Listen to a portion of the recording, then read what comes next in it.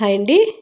పచ్చి మసాలా వేసుకొని chicken curry చేస్తున్నా. స్టవ్ మీద కళాయి పెట్టుకొని కొద్దిగా ఆయిల్, సాజీరా, సన్నంగా తరిగి పెట్టుకున్న ఉల్లిపాయ ముక్కలు వేసి బాగా వేగిన తర్వాత ఒక 2 పచ్చిమిర్చీలు నిలువుగా కట్ చేసి వేసుకున్నాను.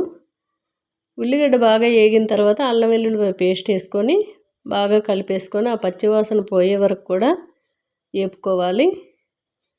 ఒక 2 గంటల ముందే చికెన్ తీసుకొచ్చి శుభ్రంగా 2-3 సార్లు కడిగేసుకొని ఉప్పు, కారం, పసుపు, కొద్దిగా వంట ఆయిల్ వేసి ఒక 2 గంటల ముందు మూత పెట్టి సైడ్కి పెట్టుకొని ఇప్పుడు వండుతున్నాను. చాలా బాగుంటుంది. అలా వండి చూడండి. మిక్సీ గిన్నెలో లవంగా, దాల్చిన చెక్క, యాలక్కాయ, అట్లానే కొద్ది ధనియాలు, జీలకర్ర, ఆవాలు, ఎండు కొబ్బరి, కరివేపాకు, ఒక టమాటో వేసుకున్నాను. వాటర్ పోసుకుంటూ చాలా మెత్తగా రుబ్బుకుంటే చికెన్ కర్రీ చాలా బాగుంటుంది. చాలామంది ఆవాలు వేస్తే చేదు వస్తుంది అనుకుంటారు. ఏమీ చేదు రాదండి. చాలా చాలా బాగుంటుంది. పచ్చి మసాలాకి మెయిన్ ఆవాలు, జీలకర్ర, ధనియాలే చాలా రుచిని అనేది ఇస్తుంది. చికెన్ బాగా ఆయిల్ అంతా కూడా పైకి వచ్చి దాంట్లో ఉన్న వాటర్ అంతా పోయే వరకు వేపుకొని ఈ రుబ్బుకున్న పచ్చి మసాలా అంతా కూడా వేసి ఒక 5 నిమిషాలు మళ్ళీ మూత పెట్టి ఆ మసాలా చక్కగా చికెన్కి పట్టేటట్టు కలుపుతూ మూత పెట్టుకోవాలి. చూసారు కదా. ఇప్పుడు మిక్సీ గిన్నె కడిగి కొద్దిగా వాటర్ అయితే యాడ్ చేస్తున్నాను.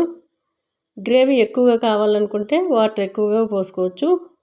నేను రాగి పిండి దోశల పైకి అయితే చేస్తున్నాను. రాగి దోశలు ఎలా చేసుకోవాలనేది మార్నింగ్ ఒక వీడియో పెట్టాను. ఎవరికైనా కావాలనిపిస్తే చూసి చేసుకోండి. రాగి దోశలు నైట్ టైం తిన్నా, డే టైం తిన్నా ఆరోగ్యానికి చాలా మంచిది. మేమైతే నైటు రాగి పిండి దోశలే తింటున్నాము. చాలా బాగుంటుందండి టేస్టు.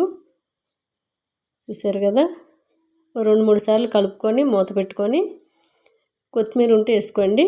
స్టవ్ బంద్ చేసి కింద దించేసి రాగి దోశలతో చక్కటి కమ్మటి చికెన్ కర్రీ వేసుకొని తింటే ఒక్క దోశ తినేవాళ్ళు 5 దోశలు అయితే తినేస్తారండి.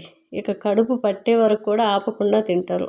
అంత సాఫ్ట్గా, అంత టేస్టీగా చికెన్ కర్రీతో చాలా చాలా బాగుంది.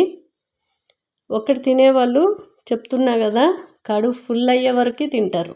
అంత బాగున్నాయి. చాలా సింపుల్గా ఈజీగా చేసుకోవచ్చు రాగి దోశలు. మార్నింగ్ వీడియో పెట్టాను, ట్రై చేయండి.